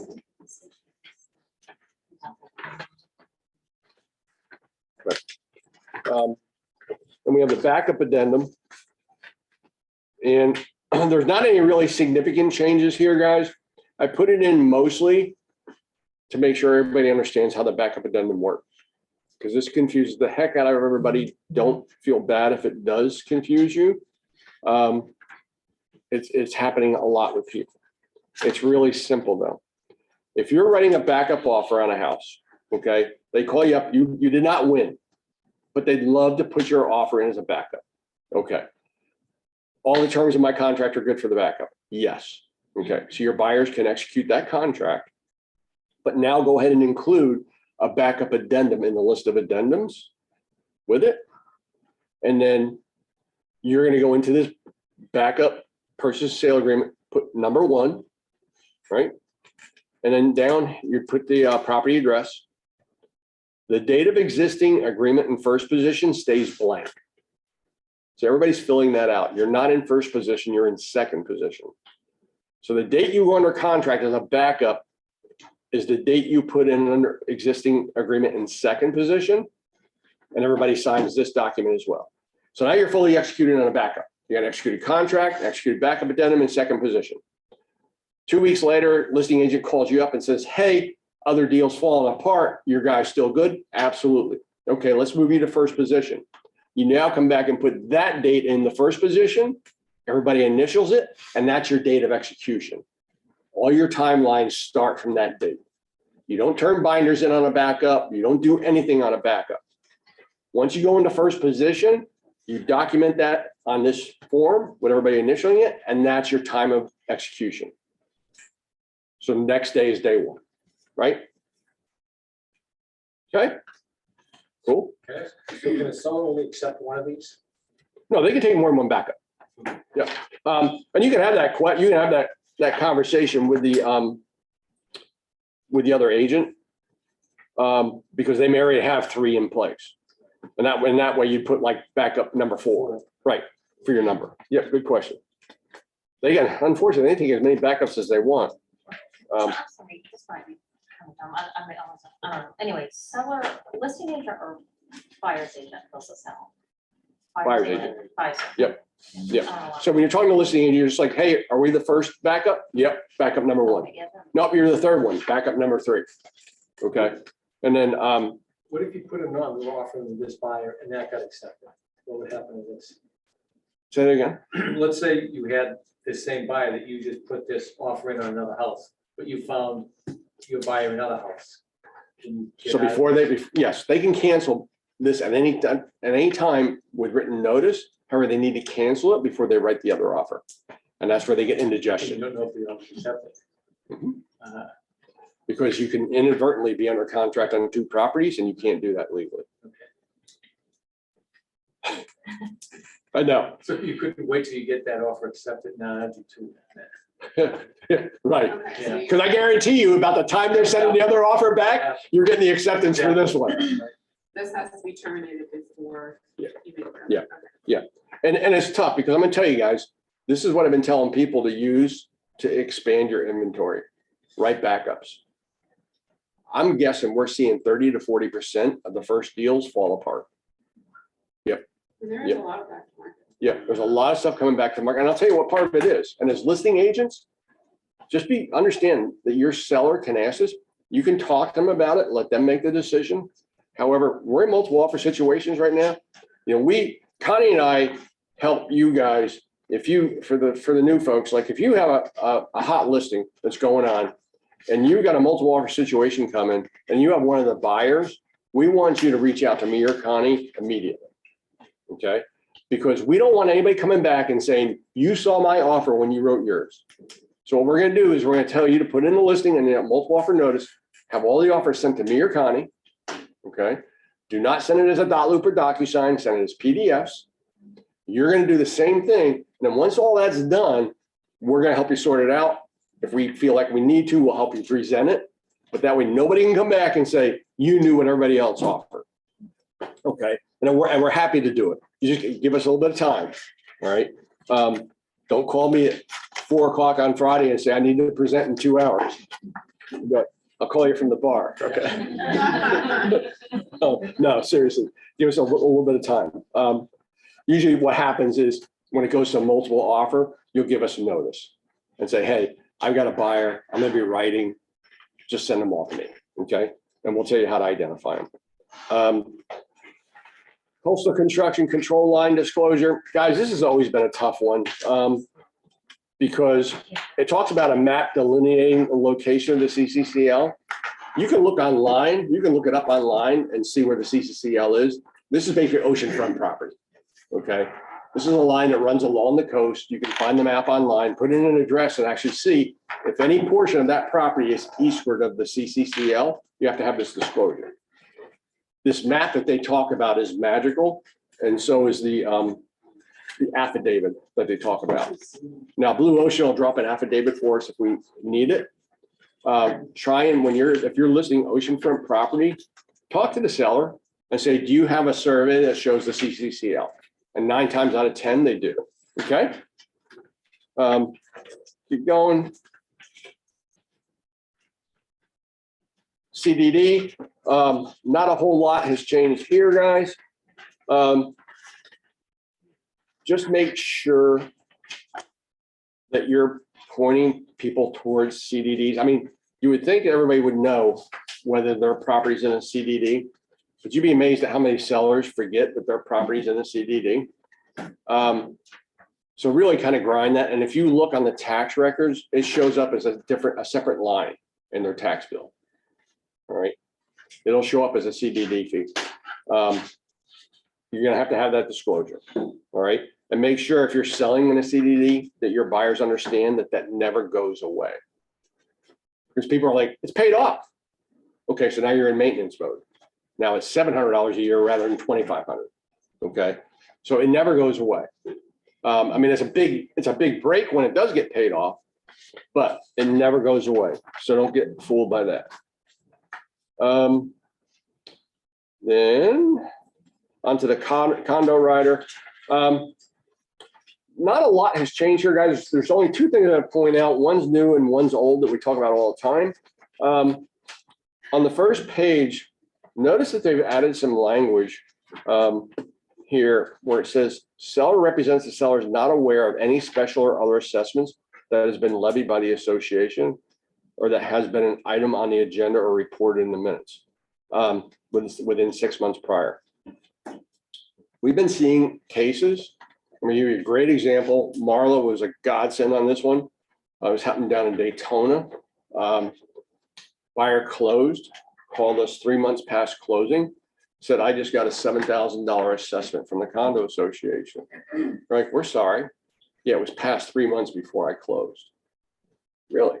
So we get all the documentation and everybody's throwing their hands up. Not our problem. Not my problem. So I get Marla involved. I said, is this buyer really screwed? I mean, what are they going to do? And she told the buyer how to handle it. And basically what happened was and this happens a lot in condo associations. They pass it today and it doesn't go into effect for 6 months. Okay, where they're actually going to start pulling the money out. The seller knew about it. So what they did is they went back and the seller's like, sue me. Marla's like, you don't have to. Put the pressure on the title company, and the company did the estoppel letter that never reported it, and they split it. They ended up paying the whole assessment off for the buyer. So that's why they added that language in here now. As a listing agent, make sure you're having those conversations with your sellers. Say, guys, has anything been passed? Whether you're paying for it yet or not, has anything been passed? And then the last thing is on the second page and the last page. So on the second page, you have an option, and you should have an option when you get this document for your buyer to check one of these 2 boxes. Okay. The first box is the buyer acknowledges they've already obtained all of the documents, the condo docs that are called out in here, and they're called out in section 9. Or number 2 is that it's voidable. This agreement is voidable for 3 days after they receive all the documents. Okay. So the way the condo, if you remember from your licensing classes, way condos work, if it's new, it's 15 days. If it's a resale, they get to review all these condo docs for 3 days after they receive them, and they can cancel at any time during that time. So if they find there's not enough reserves or there's something going on, they can cancel, right? Make sure that, one of those boxes are checked. And if you're checking that first box, you make sure that you have all those documents in hand. Your buyer has them in hand when they sign. Not like, I'll get them to you as soon as we get signed. Well then, okay, I'll take the 3 days. Okay. That's serious stuff, because the other thing is when you come to the end of the condo writer, the first section, seller signs when they filled it out. The buyer signs when they receive this condo writer. They acknowledge receipt of the condo writer and the information in it. That's all they're acknowledging. When they receive all those documents, they sign again at the bottom of the page. Okay, and that's acknowledgement that they received the documents, and that starts the 3-day clock. If you never get that signature, your buyer can cancel to the day of closing. So make sure you're getting that signature, okay? Yep. What? No, I was gonna say, you should. That's the signatures right there. Forget that one. Continue marketing addendum I've thrown into your package. We hardly see any of these anymore. This is a first right of refusal. This is where if your buyer has a house to sell, they can put an offer in, get under contract. If the seller gets another offer, your buyer basically gets 48 hours. I am starting to see some of these come back. Not a whole lot of changes in here, but again, I just try to put in the most common stuff that we were using. And then another train wreck is the escatory addendum. Well, already was a train wreck, Oh my God. and it's an even bigger train wreck now. So, so guys, on escatory addendums, first of all, keep track of what you're getting. All right. I really encourage you to use the NEFAR if you're writing on NEFAR. FAR also has an escatory addendum that you can use, but also brokers, like we used to have one. It's still out there in .loop probably. It's the KW escatory addendum. Don't use that. It's old and outdated. We need to pull it out. Why, did you just use it? No, that was one you told me you were gonna pull down. Oh, we did. Yeah, he said, I'm gonna get it off for your husband. That's right. That's right. That's right. You called me. That's right. That's right. In fact, you know what? 10 minutes after I talked to you, Jen Murray had it out of there. Yeah, if you're like, do not use that, I will have it off the site so fast. your Yeah. bill's been- I forgot about that. That's too funny. That's too funny. Well, the reason, and I'm going to explain why, guys, but so like Berkshire Hathaway still has their own they use, some Watsons have their own they use. And it's, if you're going to be competitive in an escatory addendum, use the NEFAR because it's got wording in there that says how it's handled with competing escatory addendums. All right. I don't have to like these documents. I don't have to like the language, and I really don't like our escatory addendum where it's gone, because the intent was that if I write an offer for 300 and I'll go up to 350, and you write an offer for 325, but they like my terms better, I'm going to escalate to beat yours. That's it. Okay.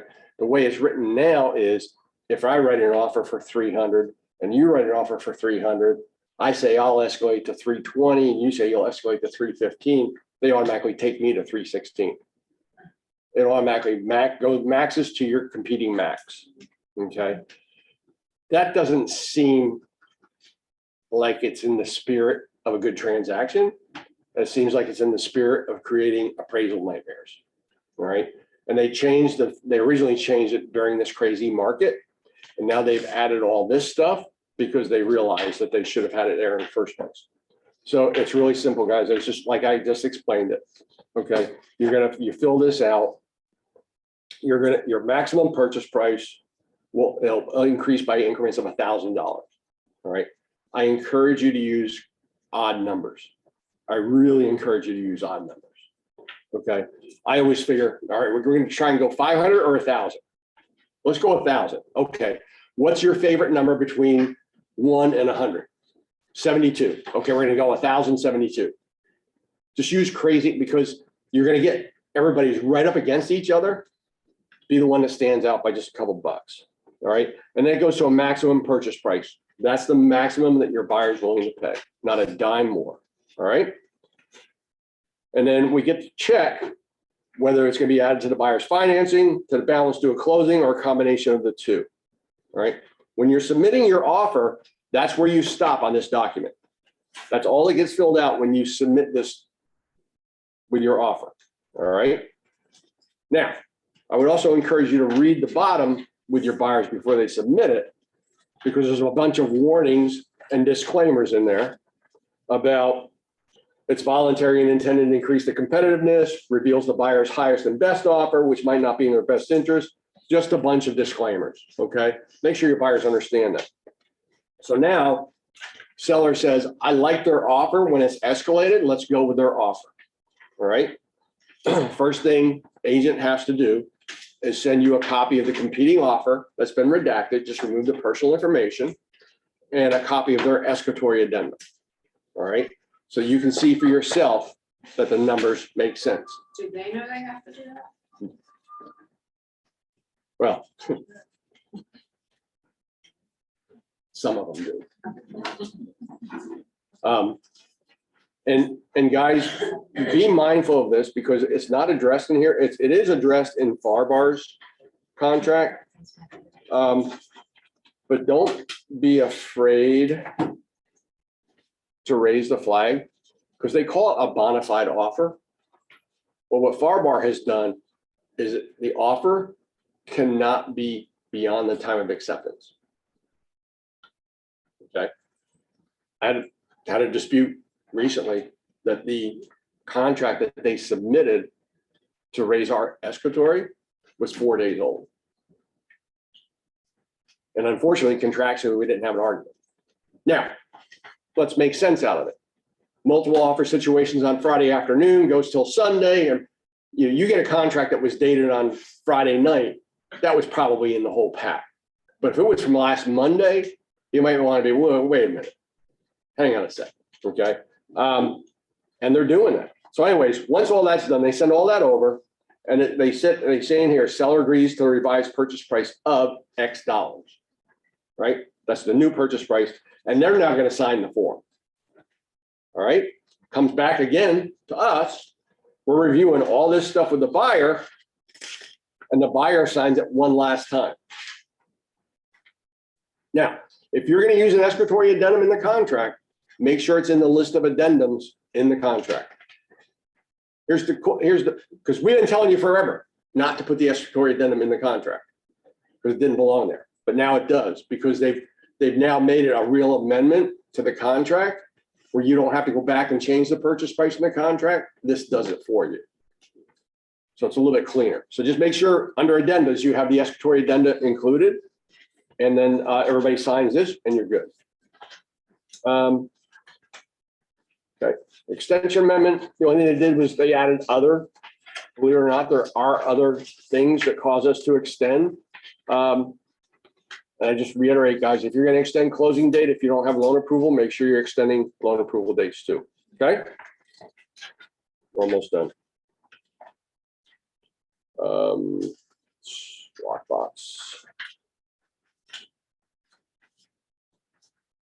Yep. On the lockbox, they just added some language about, and for sellers, make sure they understand. When we're putting a lockbox on a house, this is for agents to access. This is for appraisers to access. This is for inspectors to access. And if the inspector has NEFAR or St. Johns County access, they can go in by themselves. Okay. If a buyer is going to be there, you need to be there or get another agent to be there for you. Okay. Multiple offer notice. All they did was they just added the 7 p.m. from the 9. And then the other thing is, here's one to watch out for. And there's a lot of arguments, guys, is they're saying the seller will entertain and consider all offers regardless of when they were received. If you put a multiple offer notice out for 5 p.m. tomorrow, you don't accept anything until after 5 p.m. tomorrow. Huh? I don't feel like they're doing that. They're not. They're doing multiple offers and they're closing it a day early. Because the seller says, I want that offer. Well, you just tell your seller, you know what, that's great. Let's just make sure there's something better doesn't come in, but you can't accept this until we're done with the time frame. If you already made up your mind, then just sit there and pretend that you're looking at these offers. That's fine. But I have to present them all and you have to review them all. And it's not happening. Okay?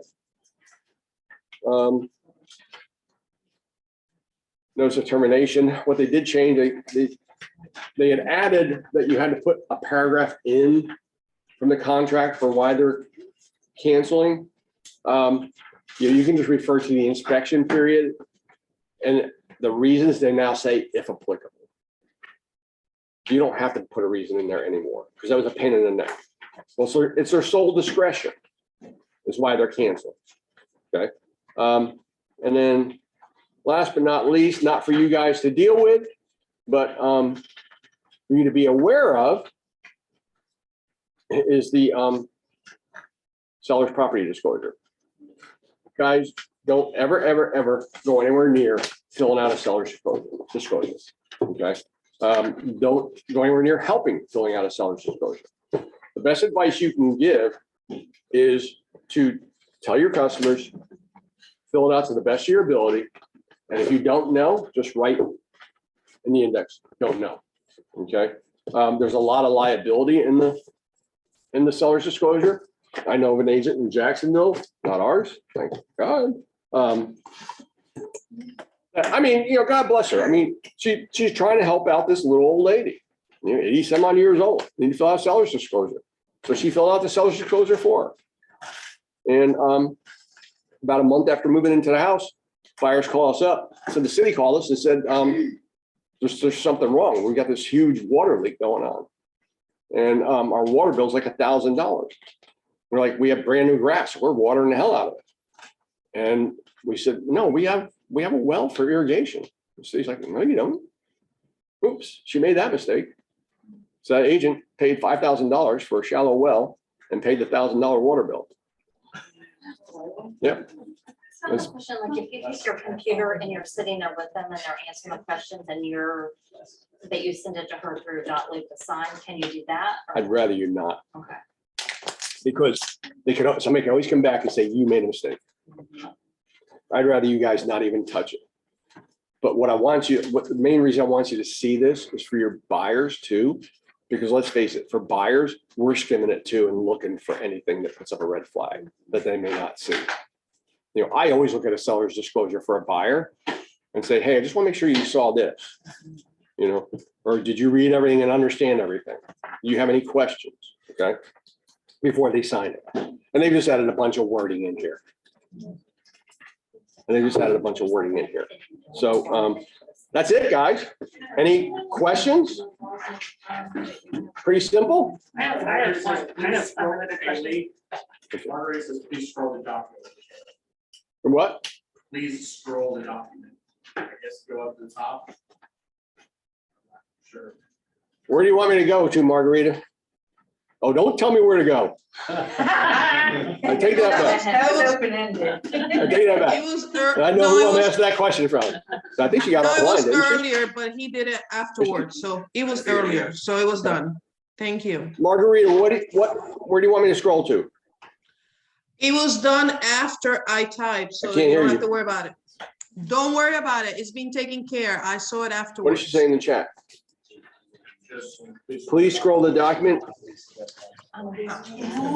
maybe to the bottom of the seller's, maybe I wasn't scrolled all the way down to the seller's disclosure. Okay, She said I saw her already, thanks. okay. Yeah, it's hard to keep up with the scrolling. Okay, you had a question? Yeah, so a lot of listings I'm seeing in NEFAR right now are saying to only present offers with the FAR bar contract. So how do we learn the FAR bar contract? I teach the FAR bar contract. Okay, all right, great. I teach the FAR bar contract. And Rick is pretty good with it as well. Okay. What I encourage you to do is, I don't care where you are in your business, and there's a lot of agents here that have used this, okay? Connie, if you're in .loop, Connie and I automatically have access to all your loops. If you're in DocuSign, you just have to add us to the transaction and we can go into your DocuSign. What we encourage, if you're writing your very first FAR bar contract or you're writing your very first NEFAR contract, don't care. Take your best shot at it. Just do the absolute best you can with it. And then first stop is reach out to Rick okay? And if Rick feels like he can't handle it, if there's something in there that bothers him, he'll either reach out to me and ask a question, or he may direct you to me, okay? If it's bigger than that. But take your best shot at it. I don't care how bad it looks. We are not going to chastise you for it. You'll get credit for trying. We'll review it, and then we'll call you and go through it with you, and you'll understand it. The FAR bar, if you can fill out a NEFAR contract, you can fill out a FAR bar contract.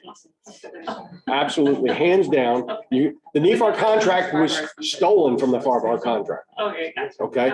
Okay. The thing, just take your time to read it and understand it, okay? Thank you. Two things, hey guys, for those of you who are in the PC program, obviously my devotion is to you guys, so try it and let's go through it. I want you to try it and actually fill it out, send it over. I'll jump on a call, whether it be a Zoom call, phone call, whatever, and we'll go through it. Those of you not in the PC program, you can still send them over. It may take me some time to get to it, but I'll still look over it. I'm not gonna leave you guys hanging. That's what I'm here for. And Lee, Claire wants to know if the listing agreement is changing also. Huh? Is the listing agreement changing? I don't believe so. At this point. Just the purchase and sale agreement and the addendums. So far, the listing agreement's been left untouched, but I won't guarantee it, that it won't get changed. Other than that, I mean, like guys, it's really not that big of a deal. It's not that big of a deal. Just take your time, read the contract, and if you have any questions, reach out to Rick, reach out to me or Connie. I'm sorry. For you guys that are newer or have not done it yet, or even to reinforce for some of our other agents, for me and Connie, here's what we ask from you is, Connie and I essentially work 7 days a week. Okay.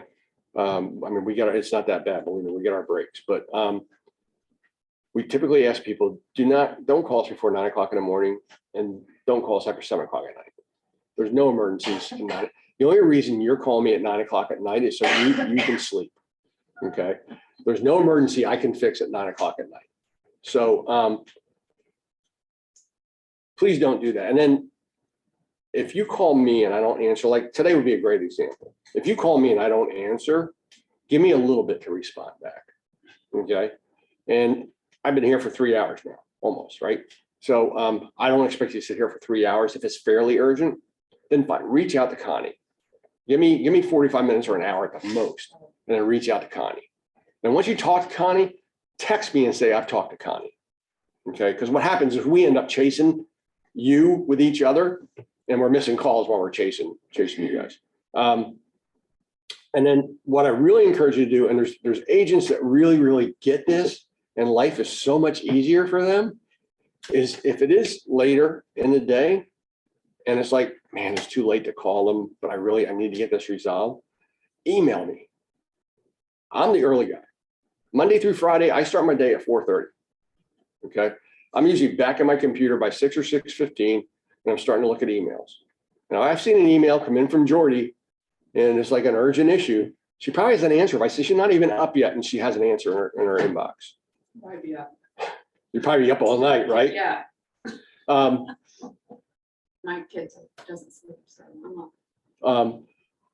But that's the best way to do it. It really is. I mean, Sarah Rocco in the South Side is probably a perfect example, because Sarah and I obviously have completely opposite lives. She runs a big team, South Side, probably 20 people on her team at this point. And Sarah never sleeps, and I apparently always sleep because she's sending me emails. I mean, I'm getting up and she's sending me emails, right? But the thing is I get up and I have stuff from Sarah from the night before at 1 o'clock in the morning or whatever, and she has an answer at 6:15 or 6:30. And if we need to talk further, then we'll talk further. And understand too, guys, that also sets the stage that if you send me an email at 10 o'clock at night and it's urgent, I mean, it can't wait till 9 o'clock, then I'm going to send you a message and say, call me at 7:30, call me at 7:45, call me at something like that. Okay. I'm not going to just make you sit there and wait. But you'd be amazed at some of the questions we get at 9 o'clock at night or at 7 o'clock in the morning. Right, Rick? We're at 5:45. Right. Well, and and to put it in perspective, guys, because I mean, it's hard to put it all together, and I just touch on it very lightly. Connie and I essentially answer to about 750 of you. Right, when you go from Amelia Island to Daytona and put all the offices together, it's about 750 agents. And at all different levels of business. We have $100 million producers, we have brand new agents, and we treat everybody the same. So, it's not a big deal. I mean, we signed up for, we enjoyed it. I can't remember who it was. I just talked to you recently. They're like, have a big dispute going on, right? And she's literally crying. I'm like, I'm so sorry. I'm so sorry. And I just whispered to her, I said, Connie and I kind of like the fight. So it's, that's what we're here for. That's what we signed up for. We're here for you guys. You guys knock it out of the park. You're awesome. If you have any questions, you have any new guys, welcome. So glad you're here. Please don't hesitate to reach out to me or Connie. And hopefully this helps them. Guys online, thanks for coming. We're out. Thank you.